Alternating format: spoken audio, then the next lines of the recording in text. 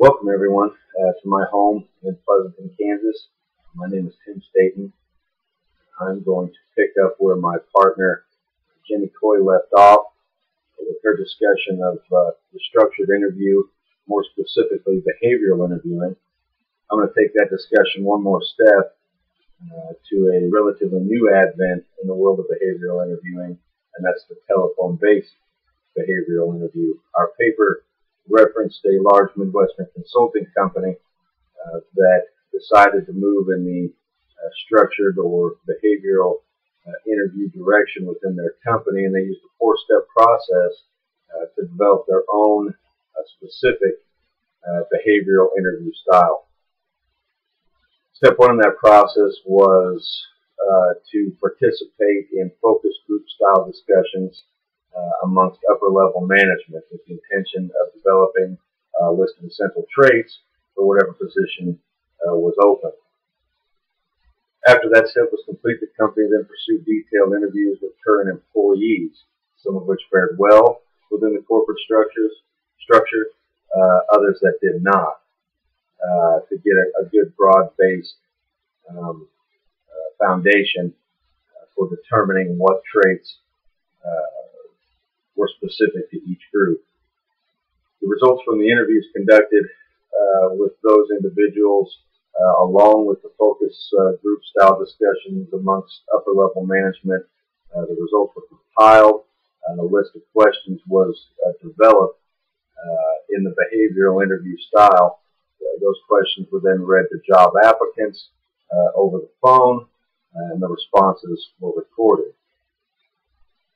In addition to this questionnaire, the company also used a written grading scale, and this they felt helped minimize human error, human prejudice, human opinion, and keep the process more streamlined and fair to all applicants.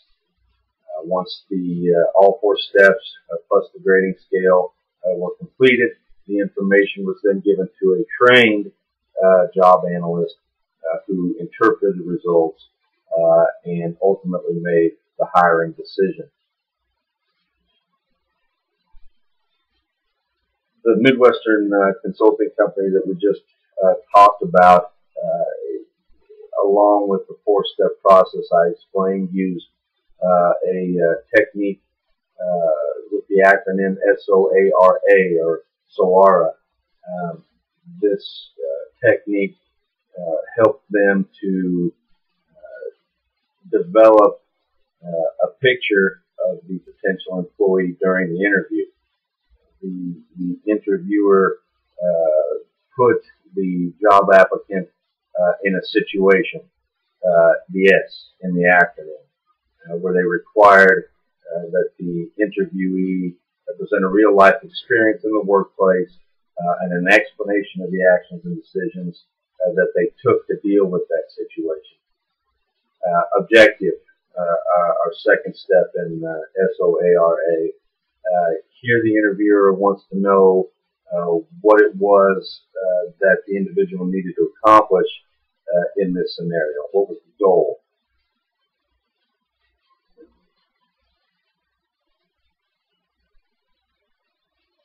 R.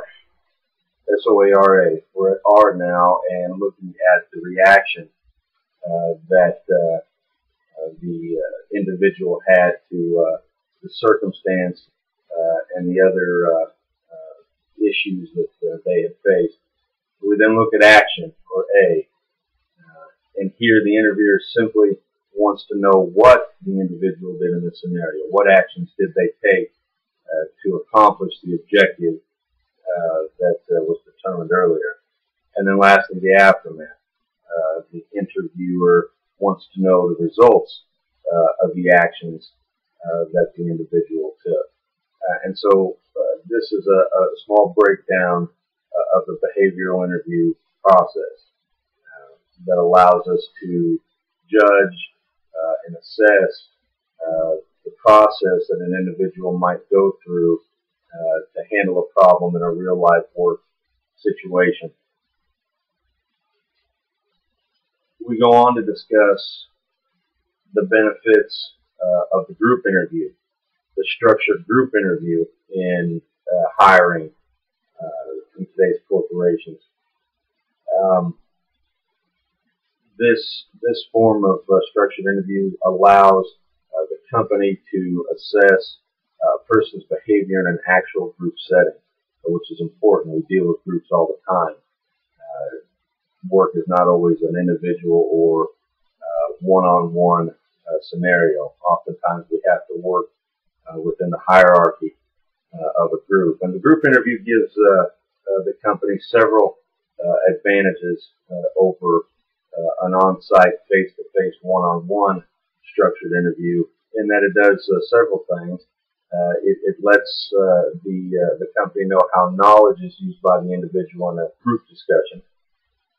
It can help to assess leadership quality, communication with teammates, how the candidate will probably handle or face the public and the company's customers, and overall what level of knowledge the candidates have in comparison to others in their field. So again, the group interview provides for us a structured setting and a good way to assess the behaviors of a potential job applicant within the group setting. Oftentimes, group interviews can take place in the panel interview format. These tend to be much more stressful situations and allow for a company to gauge how a potential job applicant will deal with stress. You're faced at the same table with a group of peers, people that already hold a position, much like what the potential job applicant might want. And that provides a certain level of stress. And again, the company can perhaps more adequately assess how that job applicant will handle those kind of stressful situations. Michael Mercer, PhD, gives companies 7 prediction models that he says are useful in developing your own individual and customized behavioral interview approach.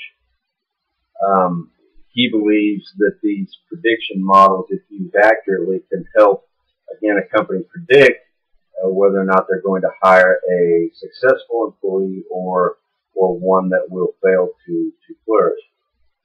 Mercer's first prediction model calls for a brief initial screening, wherein the interviewer attempts to ascertain certain characteristics.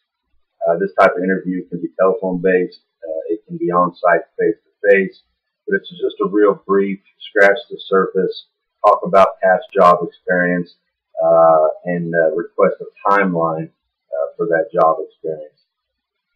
Education level and accomplishments also plays into this first prediction model.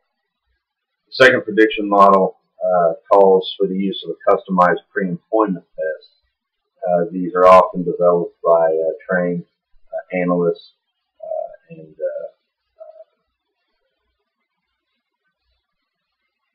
you assess whether or not the interviewee is able to successfully complete the requirements of that pre-employment screening. Do they have the basic skill set and knowledge to flourish?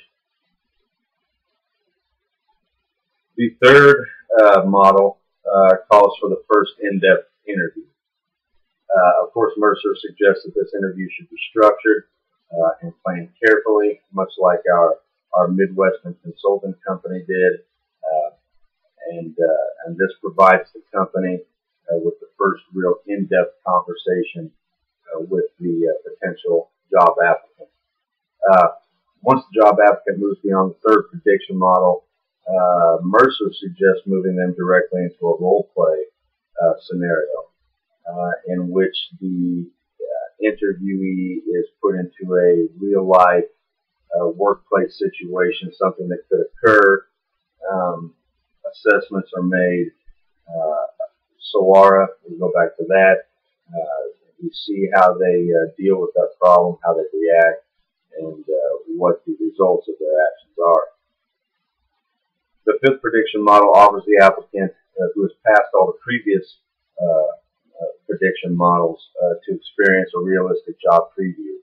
And that's where they're actually taken in and shown what they'll be doing. Experience it firsthand. The company is able to gauge their feelings about that, their responses, their abilities, and the interviewee is also able to assess whether or not this job is really right for them. The sixth prediction model, and this is a recurring theme, places all that information in the hands of one executive or job analyst, whose job it is to assess all the information compiled and then make a decision on whether or not that interviewee fits the bill, basically, and is hired. So these are Mercer's 6 prediction models that he says if a company pursues and pursues efficiently will give them the best chance of hiring the right employee and matching them to the right job. I'm going to briefly finish up now with our summary, and basically the summary states that based on the research that we've done, it shows that the structured interview technique garners much better results than a less formal, unstructured interview that probably most of us are used to. Name, date of birth, do you think you're right for the job? Do you think you want this job? When can you start type questions. These don't really give us an accurate profile or an accurate assessment of how an individual will react within a corporate structure. By challenging an interviewee to compose answers in a direct way regarding real-life business situations, we believe a company can more effectively weed out potential employees that will be unable to flourish within their corporate or small business structure. Developing the structured interview process, customizing it for a specific corporate structure is key. No one template fits every company. You have to do your research, you have to do your homework to develop an effective structured interview process. In conclusion, we offer recommendations that any company that is interested in hiring the right employees, good employees, employees that are able to flourish within their corporate structure, should in fact work to develop a structured interview process. This goes for small businesses, large corporations, large businesses, and everyone in between. Development, training, and implementation of a structured interview program should be a top priority to company executives and owners. And that concludes our video presentation today. I appreciate your time, and good luck in developing your own structured interview process.